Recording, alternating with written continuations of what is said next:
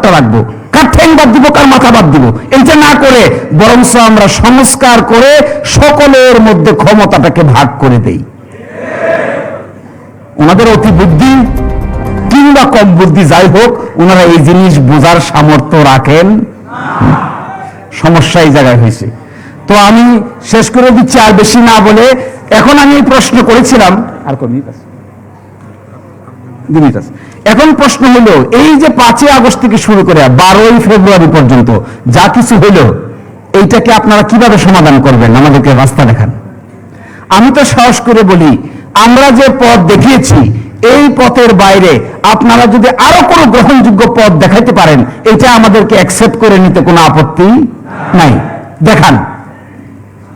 মাথায় যদি গিলু থাকে তাহলে দেখেন, কলবে যদি জোর থাকে তাহলে ওপেন করেন। মাথায় যদি ব্রেইন সেল উর্বর হয় তাহলে উর্বর ব্রেইন সেলের চিন্তাটা তো আমরা দেখতে চাই। প্রশ্ন করলে কি বলে জানেন? প্রশ্ন করলে বলেন যে সংবিধানের 4র্থ তফসিলে আমরা মেজর জেনারেল জিয়াউর রহমানের আমলে যা করেছিলাম এইটাই করব, এটাই আমাদের উর্বর ব্রেইন। তো প্রশ্ন করলে মেজর জেনারেল জিয়াউর রহমানের আমলে যেটা করেছিলেন এটা ছিল বাংলাদেশ সংবিধানের 5ম সংশোধনী।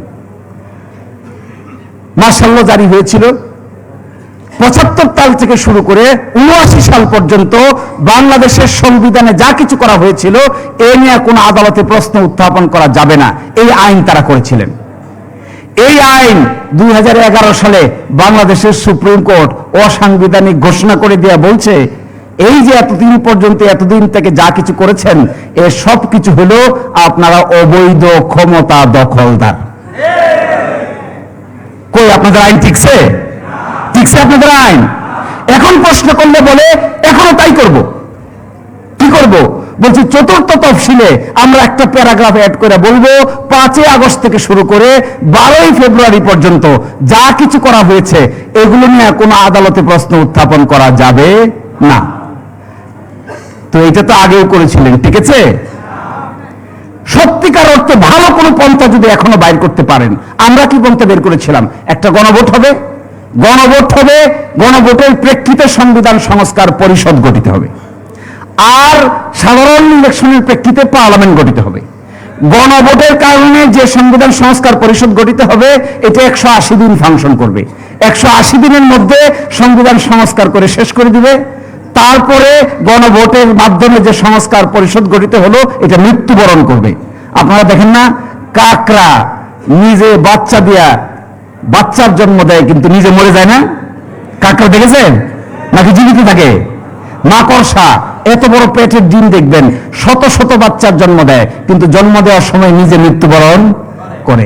আমরা বলেছিলাম 180 দিন পরে সংবিধান সংস্কার সভা সংস্কারকৃত সংবিধানের জন্ম দিয়ে নিজে মৃত্যুবরণ করবে, আর পার্লামেন্ট থেকে যাবে। এরপরে ভবিষ্যতে 5ই আগস্ট থেকে শুরু করে 12ই ফেব্রুয়ারি পর্যন্ত যা কিছু আমরা করেছি এইটা নিয়ে বাংলাদেশের কোনো আদালতে আর প্রশ্ন উত্থাপন করা যাবে না। আচ্ছা বলেন তো, আমরা যে পথ বাতলিয়েছিলাম এটা কি শক্তিশালী ছিল না দুর্বল ছিল? তো শক্তিশালী পথ বাদ দিয়া দুর্বল পথ অবলম্বন করতে চান, এই বুদ্ধিটা কে দিল আপনাদের? এই বুদ্ধি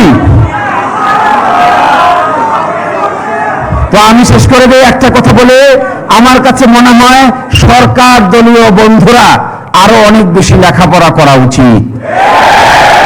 আমার কাছে মনে হয় সরকার দলীয় বন্ধুদের সংবিধান, সাংবিধানিক আইন এবং সংস্কার সম্পর্কে খুব বেশি দূর লেখাপড়া না। আল্লাহ আপনাদের লেখাপড়া করার তৌফিক দান করুন। আসসালামু আলাইকুম।